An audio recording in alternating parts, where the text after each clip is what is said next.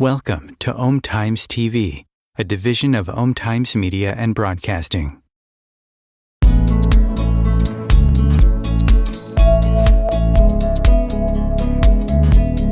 Welcome to the No BS Spiritual Book Club's live streaming interview series, where leading new thought teachers, speakers, and authors share the intimate stories behind the 10 best spiritual books that inspired them the most on their spiritual journey. From well-known classics to hidden gems you might never have heard of, the No BS Spiritual Book Club saves you time and money by sharing reliable recommendations from those who've walked the path before you. The No BS Spiritual Book Club, the only No BS guide to the best spiritual books to inspire your own journey of self-discovery. Here's your host, founder of the No BS Spiritual Book Club, Sandy Sedgbeer. Hello and welcome. Hybrids, star people, dragons, elementals, leprechauns, and keys to our spiritual evolution. These are just some of the topics explored and explained in the books of today's guest, spiritual transformation teacher, mystic, and author Tanis Helliwell, who's seen and heard elementals, angels, and master teachers in higher dimensions since early childhood. A psychotherapist by training and a former management consultant to major corporations, including IBM, Tanis Helliwell is the founder of the International Institute for Transformation, IIT, which offers courses in spiritual transformation. She's presented at conferences alongside such New Thought luminaries as Rupert Sheldrake, Matthew Fox, Gregg Braden, Jean Houston, etc. And she has also led tours and walking pilgrimages to sacred sites for over 20 years. And before I introduce her, here's a question to ponder as we move through today's show. So, you think you're human, do you? And I want you to pay attention to what was revealed to Tanis Helliwell in the last book on her 10 best list. Tanis Helliwell, welcome. Well, thanks for having me, Sandy. What a treat. Treat for me too, Tanis. So you spent a good part of your childhood in the library reading, and you like to say that in your early life, you were not exposed to spiritual books per se, but you were moved spiritually by other books. Tell me a little bit about that. Yes, my parents were quite poor. They had a hardware store and they worked all the time. So we were left, my younger brother and I, alone. So every Saturday, Mom would just give me some money and off we would go to the library. And my brother would choose his books, I would choose mine. So I was choosing books with nobody to help me, nobody to filter. And so I was quite young when I read a book by Lawrence Vanderpost. Okay, well, don't tell us about that yet. We're going to get to that when we start talking about the list. But you were very, very struck with science fiction as a child and fantasy and also historical fiction, weren't you? Yes, I did. I liked Frank G. Slaughter. I have no idea what has happened to these people. And Thomas B. Costain.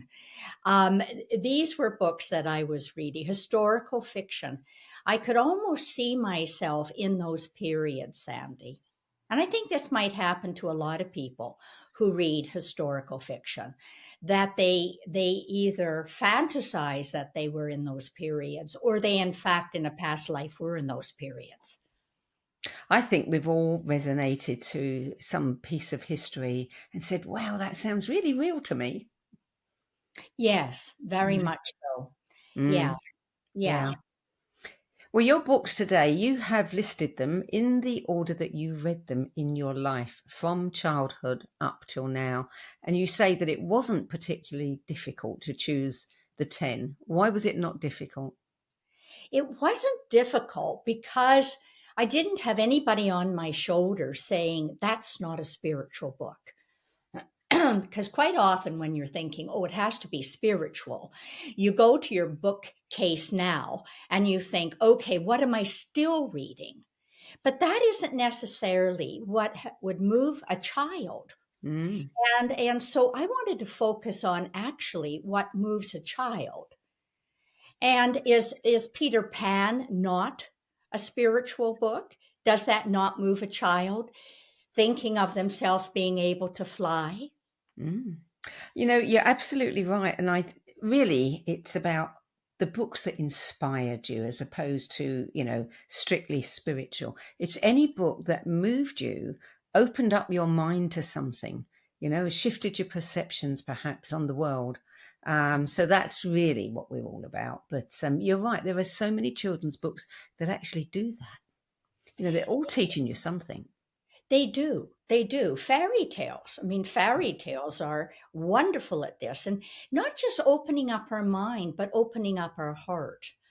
And that was more important for me because I often say, Sandy, that there's three qualities that we all need to be creators, and one's love, one's wisdom, and one's will. Well, I came into this world with will. No, no, I didn't have that. Wisdom, that was my big one. And heart is the one I have been working on my whole life. So yeah, that was my first book, was one that opened up my heart. Mm. And that was The Lost World of the Kalahari by Lawrence van der Post, published in 1958. And you had a real visceral reaction to this, didn't you? I did. When I read about the Bushmen and how they were, almost going extinct, and that they had Mongolian. Here they are in Africa. They have Mongolian features. They're only 5 foot tall. Their skin is even more Oriental, um, and um, and they don't walk. They run everywhere after their game, and and he wrote, because he himself was a South African, and he went on an expedition to find them. And I was so moved by this story of these people, being forced to like die out in our world. And there's another Canadian author by the name of Farley Mowat who wrote a book, People of the Deer, that I read about the same time. And I wrote to both these authors. And I'm a preteen, but I'm just sobbing and writing to them. And they never wrote back. And they were both alive at that time. And something in me has changed because of that. Because if anybody emails me, writes to me, I write back. I used to do that as well when I was a teenager, and I used to get answers. And I wrote to one person, and I wish I could find the letter, but it was a wonderful author called Georgette Heyer, and she was the person in England back in the 70s and 80s who brought Regency books set in the Regency era. So Bridgerton, it's very much based on that era. And she wrote me a beautiful letter. And it was just so nice for, a young teenager to actually hear from an author whose work they valued. So you're absolutely right. It is important. It is important to answer anyone who writes to you. Mm-hmm. I think so too. That's wonderful. You received an answer. I did. I think I received an answer from all of the people not that I wrote to loads, but there were a handful, and I think I got answers to all of them. Mind you, that was long before the days of email. Mm-hmm. People had to sit down and write letters. True. Yeah. Well, So, book number 2, Childhood's End by Arthur C. Clarke, published in 1953. And this was his first successful novel. And of course, it's considered a classic now. yes, it is. It's a science fiction classic. And this introduced me to the whole realm of science fiction. And because I was a mystic, even as a child, I saw what people didn't see. I heard different voices. I felt different things. And so learning that, there's this whole realm of science fiction out there where people are talking about other worlds, other evolutions. and other evolutions who are wanting to come to the earth and work with humanity. And it's so strange that I would pick that book to talk to you about today, because it was my first. But then, as you know, many years later, I wrote that book, Hybrid, So You Think You're Human. And one of the beings that turns out to be the beings of the oversoul that come to Earth are one of those hybrids. Mm. So, you know how patterns repeat ourselves. And yeah, and we'll have something that impacts us at one point, and there'll be a fractal, a repeating pattern in our life. Yeah, absolutely. Yes. Yeah. And we look back later on and go, aha, now I understand what that was all about. Yeah, yeah. Mm. And you asked, one of the questions you asked when I was completing these forms was, would you recommend each of these books to people? And I said, well, not I can't really recommend this book because you'd have to be a science fiction fan to like it. And I don't even know now if it is well written. And Mm. that didn't matter when I was young. You didn't have a criteria for that. No, no. I think it's not important if the book is well written, if the information in it. And I've read books that are technically not well written, but oh boy, they're worth reading for the information. Aha. Yeah. So, the next book, number 3, 4 Quartets by the poet, dramatist, and literary critic T.S. Eliot, published in 1943. Well, the reason I've got that one on my list is because I was in university and I was in my 4th year of an English major. And I was introduced to this poem. And it so impacted me because it's really the story of going through the dark night of the soul. And Eliot is doing it in a Christian mysticism kind of way. And he's writing it when the war is still going on, Second World War still going on. So it's a dark night in the world as well as a dark night in his world. And yet he published each section separately, and yet it all comes together at the end. And Sandy, could I read the end? Would that be permitted? Sure. Yes. Because in preparing for this talk, I started re-looking at all these books. And this called me again. So the very last of the book reads, "We shall not cease from exploration, and the end of all our exploring will be to arrive where we started and know the place for the first time, through the unknown remembered gate, when the last of earth left to discover is that which was the beginning." Yeah. And that still really moves me. I mean, he goes on from there, but it really moves me because now that I'm in my senior years, I am too very contemplative and reflective and looking back to the beginning and to see how everything has brought me to this point.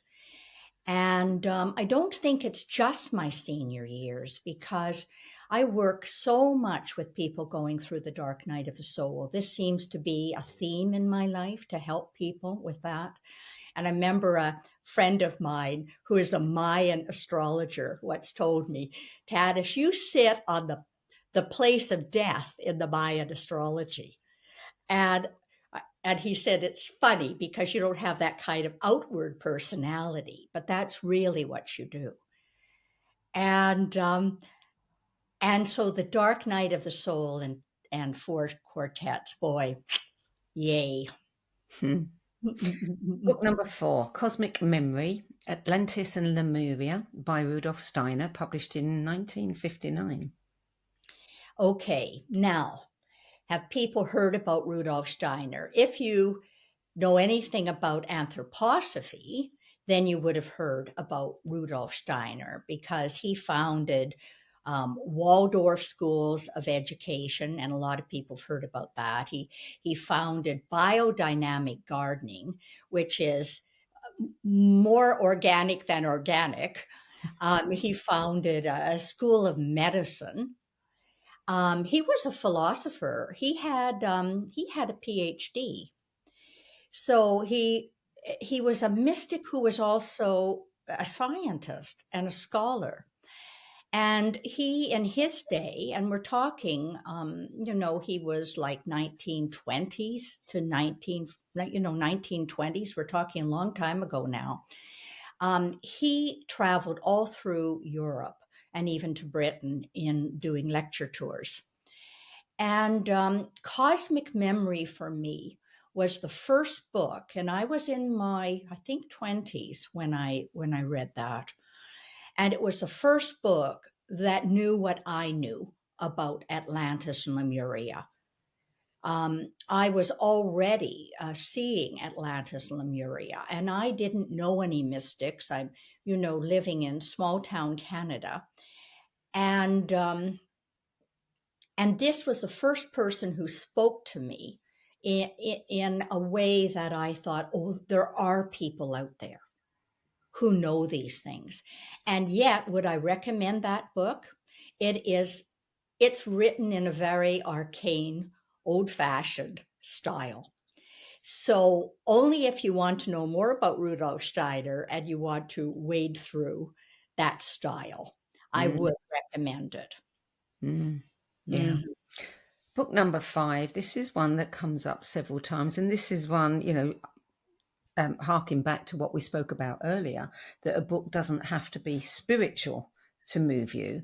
This book, you wouldn't say it's overtly spiritual, but it's moved so many people, so especially women, who all resonate with this time. And of course, it is The Mists of Avalon by Marion Zimmer Bradley, published in 1982. One of my favorites. Well, I'm glad that we finally come to one that made your list. And I'm wondering if any of the previous books made anybody else's list. But Not to my knowledge. No, exactly. How unique we are. This is the important thing. Yeah. And yes, the Mists of Avalon. Well, by the time I was reading the Mists of Avalon, I was working as a management consultant by day for IBM and banks and government agencies. And that's a man's world. And reading that book was about powerful women, especially Morgane, who was spiritual, but had a great deal to do with both creating Arthur as king and then taking him down later on when he did not honor the woman, did not honor the Divine Mother. And I think right now we're at the same stage. We have, where's the honoring of the divine feminine and the earth? So I think that's a very current book, very important for women. It's also important for men because a lot of men are very attracted to the Arthurian legend. And it's good for them to see it from this yin perspective. Yeah, I remember this. It really did impact me in a huge way, that book. Yeah, the resonance, and I know this, it didn't feel like fiction to me. It felt like history. Well, maybe you and I were both in that time. Maybe. I know a lot of people who feel the same. Yes. Well, maybe there's a whole group soul of us coming back right now from that, knowing that time. Yeah. So book number 6, Pathways Through to Space, A Personal Record of Transformation in Consciousness by Franklin Merrill Wolfe, published in 1973. Well, this book moved me for many reasons. I myself met Franklin Merrill Wolfe, and it was just before I went into retreat, giving up my business, my counseling practice, my tours, everything, to become enlightened. This was my one goal, to become enlightened. And I was introduced to Franklin Merrill Wolff by Richard Moss, who is also an author. And he took me to meet him on a Sunday. And I was immediately catapulted into an altered state just by the presence of this man. And I'd met many spiritual people by then. I'd studied Buddhism for a long time, many great Buddhic teachers. Nobody had ever catapulted me just by their frequency. He didn't even speak. He was in his 90s by then, Sandy. So he wasn't even speaking very much. He was just sitting there, and he catapulted me. In fact, so much that when everybody else left, I was in such an altered state, I couldn't drive. I couldn't get in the car. They had to feed me and wait till I returned to normality. And John Lilly wrote the introduction to his book, and a lot of people know about him. But if you go on Amazon, you'll find that, the Pathways Through to Space has maybe sold 10 or 15 copies. And this is one of the great Western mystics. So I am so happy to be able to introduce him to a wider audience. And when I went to become enlightened, I only took 3 books: the Bible, Dante's Inferno, and Pathways Through to Space. Franklin Merrill Wolff had been a university professor, and his way through to enlightenment was highly mental, but he documented the entire process for us.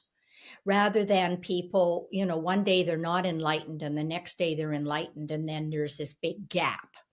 So I definitely recommend this book, especially to people who are more mentally focused.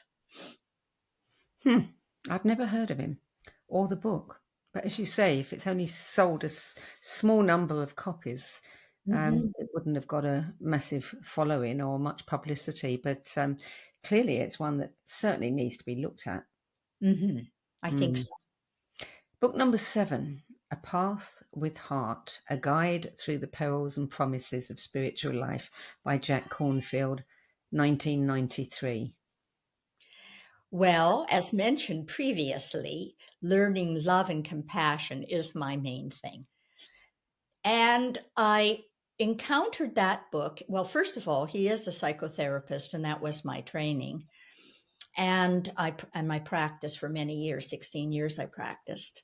And so I liked his way of telling stories and the depth that he could talk about people's journeys. But he's also a very well-known meditation teacher. And his way of teaching is Buddhic, but it is Vipassana, which is very different from the many, many years when I studied Tibetan Buddhism with all the gods and goddesses and mantra here and mantra there.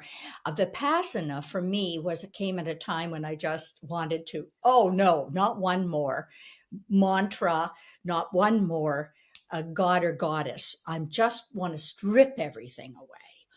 And it's a beautiful book. It has meditations that you can do, so you could even tape them and then do them for yourself. Very commonsensical, good-humored, and I think good for anybody. It's a mainstream book. It's not one of those books that you have to have a special this or that to enjoy it.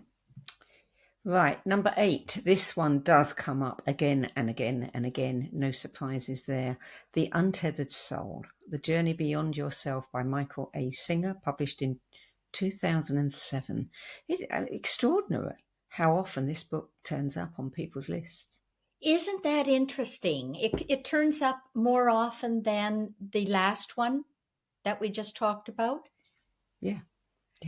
This is I think it's in the top 20 of all time. The most recommended books. Definitely in the top 20. Very interesting. Yeah. I don't even know how I encountered it. But I liked the size. It was nice and small. It was slender, and I was kind of sick of big fat books. And yeah, what I loved about it was that he writes beautifully. He's a brilliant writer, but he also writes in a kind of down to earth, everyday way. And he doesn't give us meditation examples like Cornfield does. He doesn't do that. But his insight into our spiritual life and especially the difficulties we are going to face, erasing old programs, our fears, all the things we have to erase, he is an expert on. And I even taught that to some of my senior students, people who had been my graduates of my institute. I taught that one year. And then the next year, I took his surrender experiment and taught that one. And his surrender experiment I like just as well as this one. Yeah. I've not heard of the surrender experiment. Yeah, what he did, he decided he would just say yes to everything. And in saying yes to everything, it led him going to jails to talk to inmates. It led him to founding a very, very successful company, high-tech company, things he would never have done.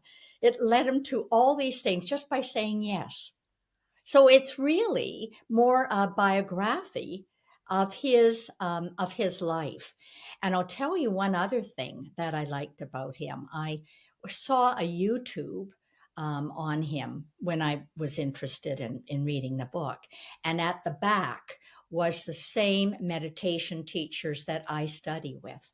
And I didn't know that until I had actually been reading his book and studying his book, that it was the same lineage. Isn't that interesting? Very, yeah. Well, we're going to take a short break now. You're listening to a No BS Spiritual Book Club interview, and sharing her 10 best list of most inspirational books is spiritual transformation teacher, mystic, author, and founder of the International Institute for Transformation, Tanis Helliwell, who's seen and heard elementals, angels, and master teachers in higher dimensions since childhood. We'll be back with more from Tanis Helliwell and an addendum to that question of, so you think you are human? After this break, stay tuned. Welcome to Om Times TV. Maya Angelou once said that there is no greater agony than bearing an untold story inside you. I'm Sandy Sedgbeer, and when I'm not hosting Om Times Media's flagship radio show What Is Going On and the No BS Spiritual Book Club, I help people share their untold stories. Books are my life, my joy and my passion, and there is no greater reward than helping aspiring writers get their books out of their heads and into the hands of those who are waiting to read them. If you feel that you have a book in you but don't know where to begin, visit sedgbeer.com, click on the Work With Me tab and find out how my experience helping others tell their stories might be just what you've been looking for. That's sedgbeer.com, sedgbeer.com.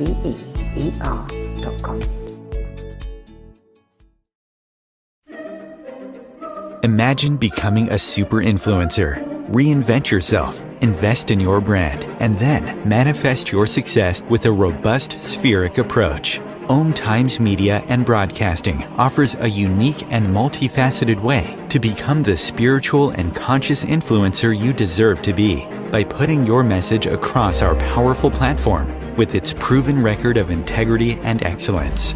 Through our produced shows, Om Times offers the opportunity to become a social media TV personality, a radio show host, an Om Times magazine columnist, and a syndicated podcaster, all in one shot.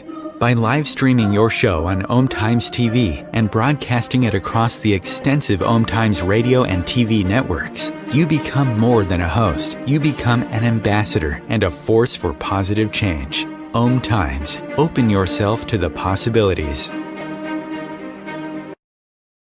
Everything that we do, we can do in a contemplative manner. Through the art of contemplation, you can use the gene keys in a really powerful way. Gene keys is basically the code book of life. In the gene keys, the book is made up of these three levels: shadows, gifts, and cities. And the journey is through those three levels, kind of unpicking of the shadow states, the releasing of the gifts, and then the embodying of this higher consciousness called the city. And the cities are very exalted words. And it's not like we kind of suddenly are all these exalted Christ-like beings, but we have flashes and illuminations along the journey. And the more we get stuck into the journey, the more illumination comes to us, because the more we're releasing the light from in these codes inside our DNA. So all those revelations are inside us. So the contemplative way is the inner way.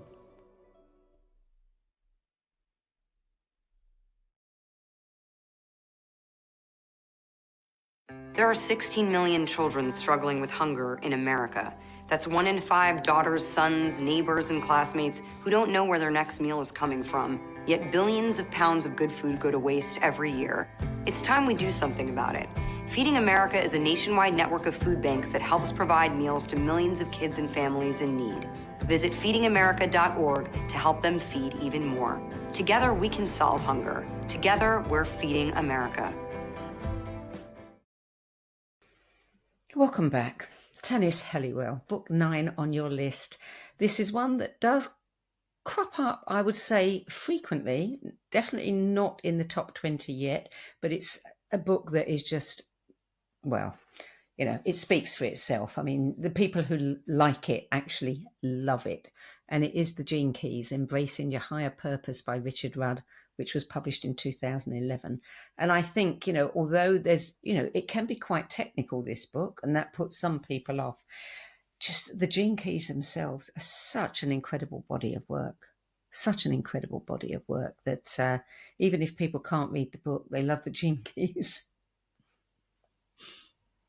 Yes, yeah, that's true. And well, how I was introduced to it was a friend told me about it. And I was quite tired of reading books.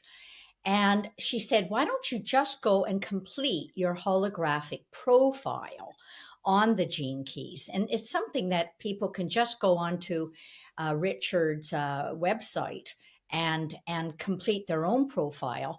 And I was so struck by how accurate it was. I don't know if you've done yours, Sandy. And was it accurate? I think so, yes. Yes. Yes. Yeah, so it was so accurate about my shadows. He divides our profile and the Gene Keys into kind of 3 areas, and he talks about the 64. It's based on the DNA and also the I Ching, but he talks about the shadow of your gene, the gift of it, and then the city of it. And that is really good, because the shadow, well, yes, this is when we're not at our best. The gift is what people see most often in us. It's what we think is our best often. And if we succeed with our gift, we think, oh, yes, you know, I'm successful. But going to the city is our genius. And what would that be if we were not limited by our old programmings and our old self-limiting thoughts? What would our real genius be? But in order to know that, we have to get over our shadow. Yeah. So really an excellent book. And as you said, it is very thick. And yet you don't have to read it cover to cover. You can just pick up your own genes and look at those. And that's all that you need to do. Mm. Yeah.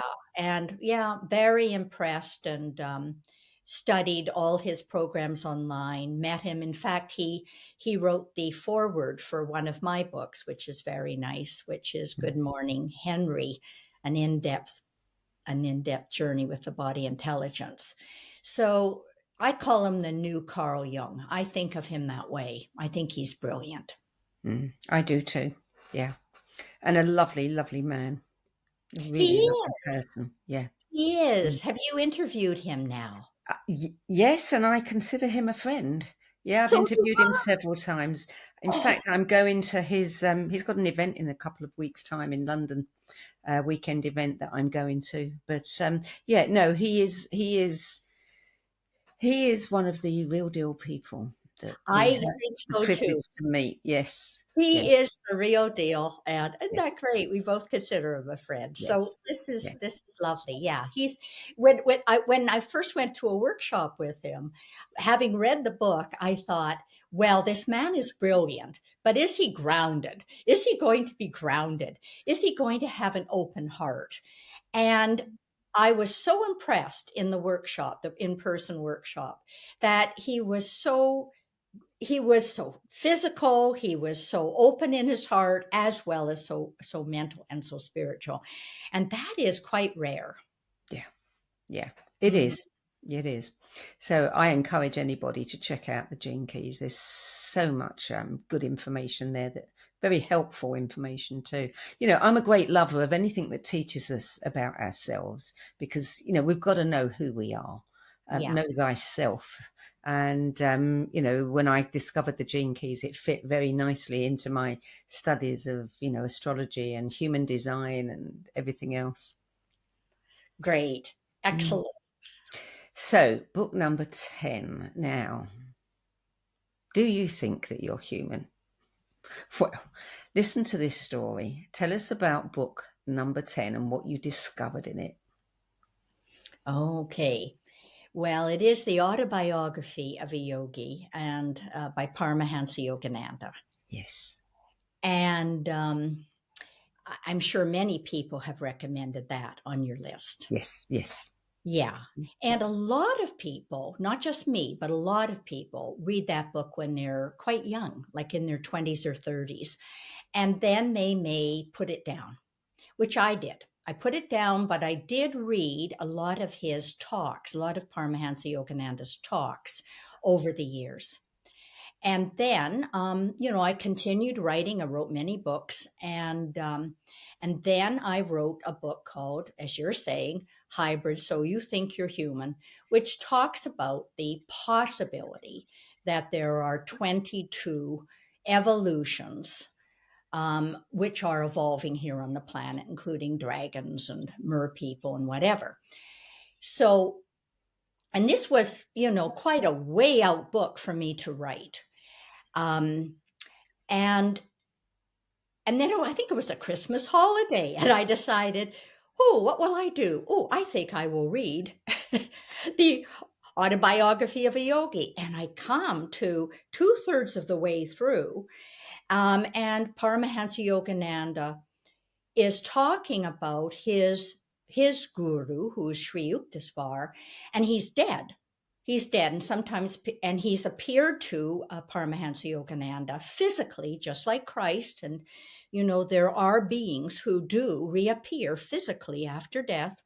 So he appears, and Paramahansa Yogananda speaks to him for a few hours and says, "What are you doing now?" And he said, "I am working in the high astral realm with people who are working on their last astral incarnation."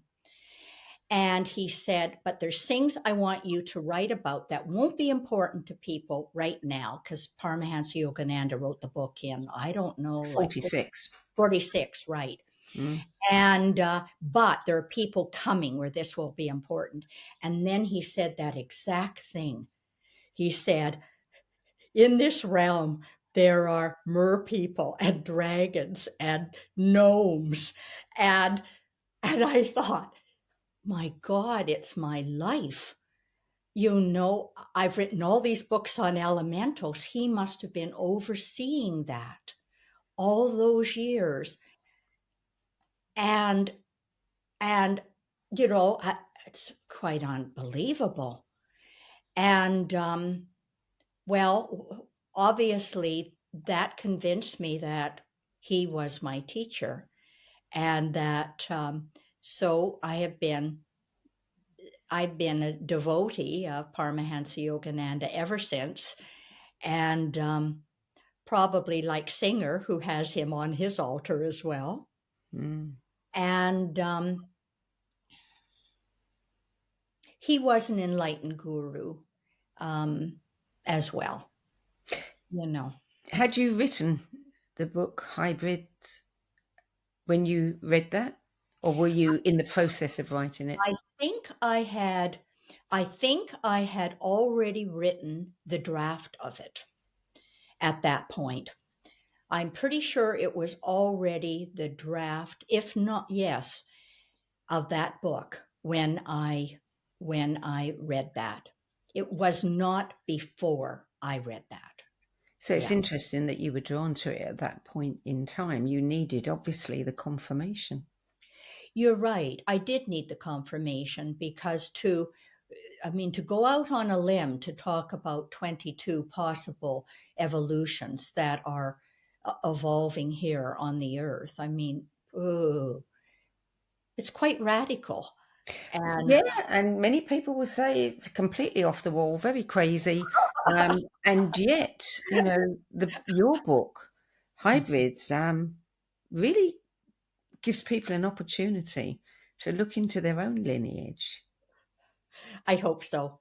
I tried to go through all the myths of the world to show how these myths around dragons and mer people are all over the world, and these cultures who came up with them never were in any contact, and also scientific evidence. So I really did try to gather that as proof, because that's important, don't you think, Sandy, that we have to look for proof when we can. It helps people. It helps make a link between where they're at and where you're hoping they're going to be able to at least stay open. Maybe not be utterly convinced, but at least stay open to possibilities.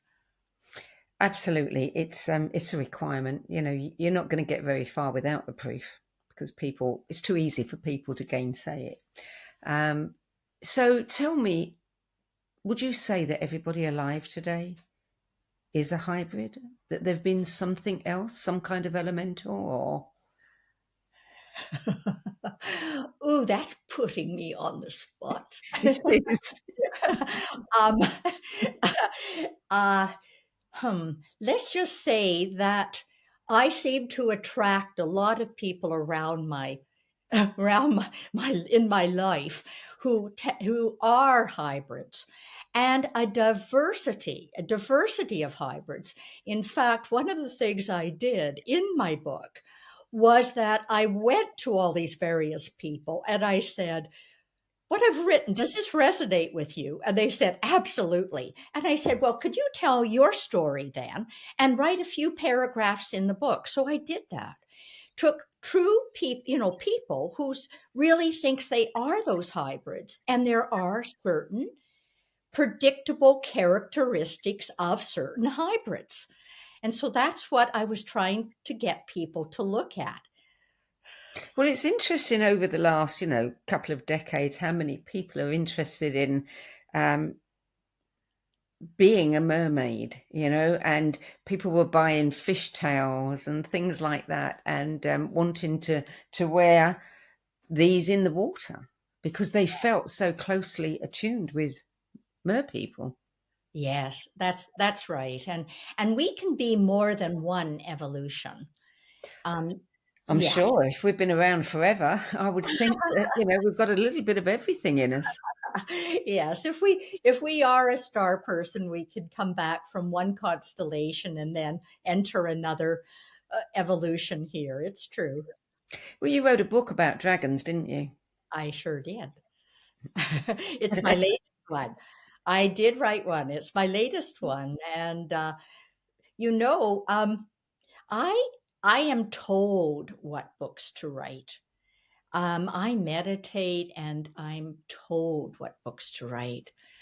And I was in meditation when I was told by one of the beings in that particular lineage, one of the gurus of the Paramahansa Yogananda lineage, that I had to write that book. And I was taken to the dragon world. I saw it. So why must you write a book about dragons right now? Why is that relevant? I think it's relevant because the great cosmic dragon is coming back again to help birth the earth.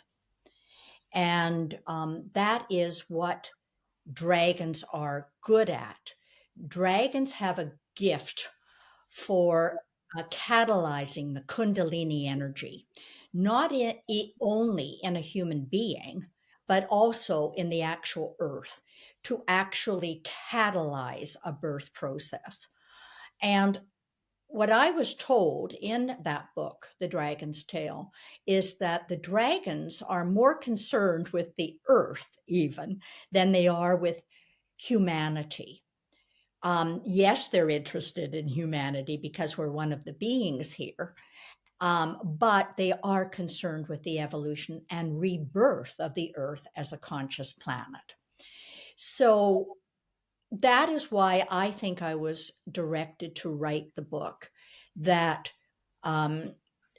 because we need to realize that the earth is going through a rebirth, and we, being cells in the body of the earth, are also being catalyzed. So that book was fast to write, but it was also exhausting to write because the dragon realm is much higher than the elemental. It's higher than the Mer people's realm, which is more astral. It is really a high mental realm. And it was a stretch for me, Sandy, to be in those realms. Did they write the books through you? Were they dictating the book, or did you have to go and do research or meditations? I go. It's like talking to you. We're tuned to a certain station right now, but I can turn that station off and I can tune to an astral station, or I can tune to a higher mental station. I am completely conscious. I am not a channel. But I have I'm grateful, I suppose, that I got this ability to be able to go high. I'm not a good psychic, by the way. A psychic is someone who is able to go out to the astral, the lower astral, and purvey all of this, go out broad. But I'm not. I'm more like a medium that goes straight up to the soul, to these high realms. So that is what I do. And I used to keep this secret, Sandy. I kept this secret for decades and decades and decades. Yeah, because you just look like you're an ordinary person going through the world, and you are an ordinary person going through the world. We all have to master how to pay our bills and drive our car. And and I spent 5 decades mastering that, but I had this inner world. I've always had this inner world. So you also have written a book about leprechauns. I have many. Many. Those are my many first books. So tell me about leprechauns. Okay. I first met my leprechaun family when I went to Ireland to become enlightened. So I'm only in my 30s. And I always thought my work was with human beings, to be a therapist, to help with develop consciousness of humans. I walk into this cottage, and there's this whole leprechaun family. And this is, they told the man, the little man, if you like, he doesn't like to be called the little man. He prefers to be called himself. But he taught me all about elementals and how elementals build all the form here on the earth.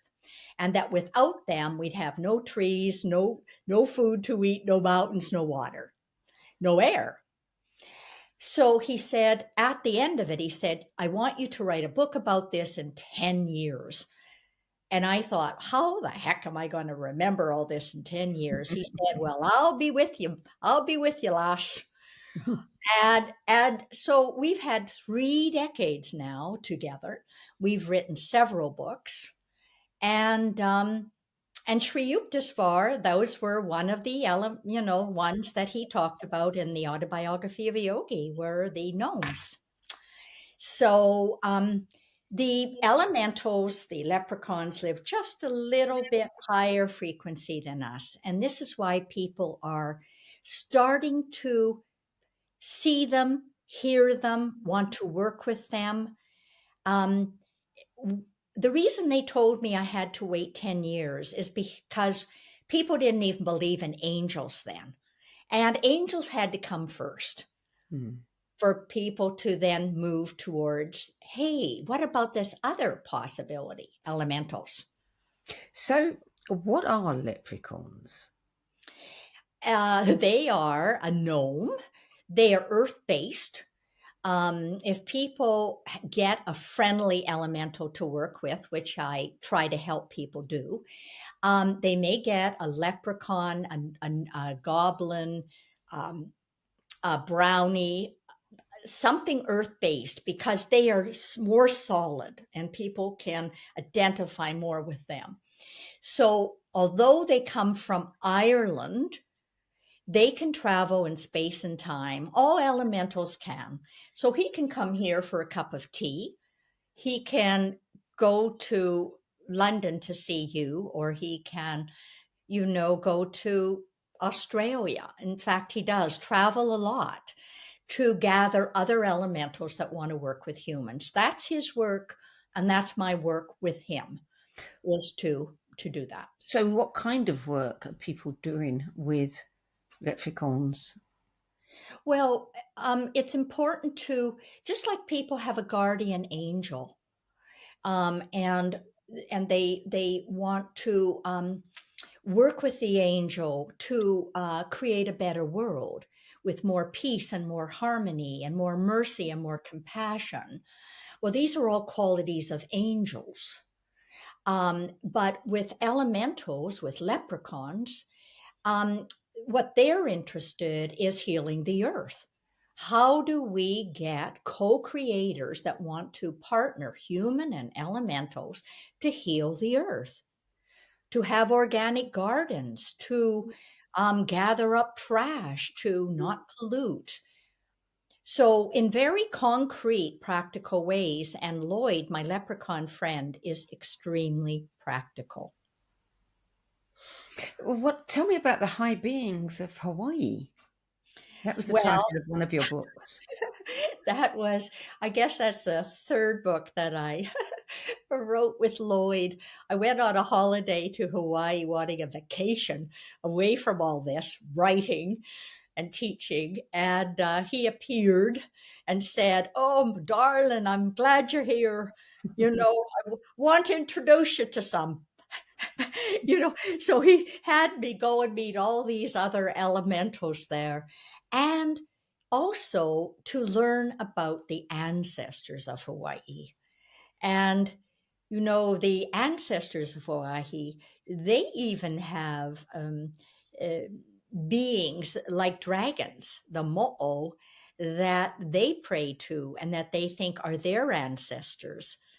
So it was a combination book in a way. It was a book of elementals and Lloyd, so it's fun, and it's also talks about my own lineage, and part of mine through my mother is this water dragon, The water dragon.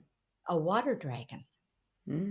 So My what does it do for you to know that? How does it transform anything? How does it aid anything in your life? Oh, that's a good question. It helps me to understand my mother better, for a start. We had a very good relationship, but it really deepens my understanding of her. And I felt a kinship with the Hawaiian people, very much so, after going there and learning more about the ancestors. And they were very generous in sharing information with me. And I think anything that teaches us about our own lineage, Sandy, we were talking about the gene keys earlier and how learning anything about ourself is useful. And when you start looking at the idea of hybrids and lineage, we're not just looking at our physical DNA through our parents anymore. So I think there's levels. There's our physical DNA that we have to examine, and what does that mean? There's epigenetics, and tons of books written about epigenetics, which are the woundings that can get handed down. Then a deeper level is our past life lineage. And what past life lineages do we bring in? And then deeper than that is our hybrid lineage, which is really our real soul ancestry. So I like to examine our lineage on all levels, because I think all levels impact who we are and how do we unravel this package to manifest our gifts fully in the world. Mm-hmm. Do you have a particular affinity? I mean, you say that you know, the water dragon, but is there any other form that you have an affinity with? Yes, I do. As a child, I felt very aligned to mer people. I would go under the water in the wading pools when I was just a toddler. And I used to think, I can breathe under here. I'd lie under there and I'd think, I can breathe under here. I just know I can. And yet anybody watching me sitting outside, was also aware that if I tried to do it, it could be disastrous and they would panic. And so I didn't do it. But I feel, yes, this, and through my father, I feel this mer lineage. And yeah, which is also this water lineage, the water dragon. Well, it's interesting how more and more people having regressions are talking about not having had a life on this planet. And, you know, so they were something else, somewhere else, and they're accessing those memories and that information during regression. And it's becoming more prevalent now. This is wonderful, isn't it? Gosh, it's wonderful. Probably it couldn't happen 4 decades ago because people would have been sent off to be fixed. Yeah, for sure. Yeah. So do you get people writing to you after reading hybrids and going, oh my gosh, I've just discovered I'm a dada. Something, a dragon. I have dragon energy. I have, you know, you and I have talked about my association with dragons, and you know, the surprise to me after living where I live for more than 5 years to suddenly realize 6 months or a year ago that actually the village I live in has a massive association with dragons. So so I guess that tells me I'm probably, you know, that's my affinity. Yes, yeah, and maybe mer people too. Who can tell? Who It's knows? Who knows? I mean, it is such a fascinating topic, and I have heard before from channels and people who talk about the elementals and their roles here, and how upset they've been because we haven't been working with them in the way that, you know, they need to work with us. Yes, exactly. And the time is coming. Our frequency is rising en masse, Yeah. and we are breaking through into these astral realms. Mm. And as you say, more and more people are seeing these other lineages. It's Mm. wonderful. Very interesting for sure. Okay, one last question. If you were a book, what words would be used on the cover to describe the contents? If I were a book, Yeah. You know, sometimes you get books and they have things like surprising or, sensational, or I don't know, things that would describe the contents of the book. What would describe you?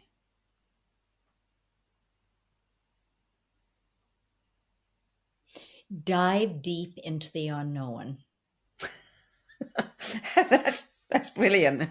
Yeah, that would definitely be on any book that you were the subject of. Good one.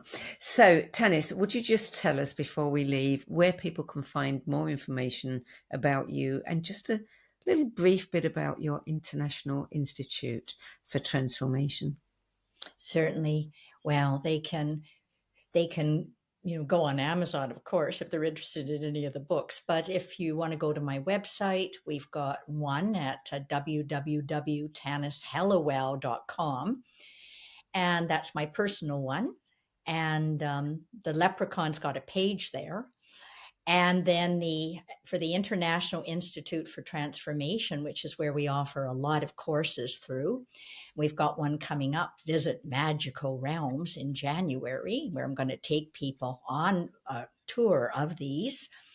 Then you could go to myspiritualtransformation.com. So that would be www.myspiritualtransformation.com. And what will we find there? Your story or other You people's stories? You will find how to go to Magical Realms, my invitation, a few videos on it. You can get on our newsletter. You can even get our free package, which is, on spiritual transformation, so that people can get started for free on finding out how their spiritual transformation is going. It's very thorough. Tanis Helliwell, thank you so much for adding your 10 best list of spiritual books to the No BS Spiritual Book Club's library of recommendations. We really appreciate your contribution. Well, I thank you. Thank you so much. And it's just been such a treat being with you today, Sandy. Just loved it. Likewise. Thank you, Tanis. So that's it for this week. I'm Sandy Sedgbeer. I'll be back at the same time next week with another 10 best interview for the No BS Spiritual Book Club. Until then, it's goodbye from me, and thank you again to Tanis Helliwell.